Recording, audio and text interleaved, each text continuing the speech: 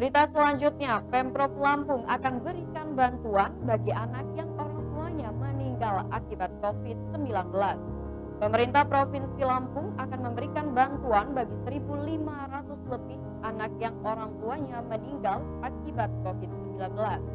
Pemprov Lampung menganggarkan 2,2 miliar rupiah untuk program bantuan tersebut. Hal tersebut disampaikan oleh Kadis Sosial Provinsi Lampung, Aswarodi. Nantinya setiap anak yang orang tuanya meninggal dunia karena COVID-19 akan mendapatkan bantuan sebesar 1,5 juta rupiah.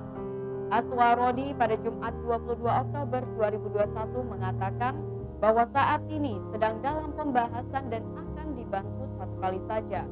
Besaran bantuan yang diusulkan yakni 1,5 juta rupiah per anaknya.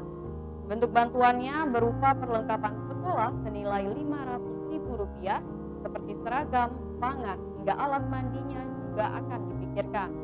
Bantuan ini dalam bentuk barang. Pemprov Lampung akan berjuang di pembahasan APBD 2022 dengan DPRD Lampung. Anak yang orang tuanya meninggal akibat COVID-19 sampai saat ini mencapai 1.339 orang dan diprediksi akan bertambah mencapai 1.500 orang karena pandemi COVID-19 masih terjadi. Saat ini PPAS sudah dibahas dan akan diusulkan ke DPRD Lampung.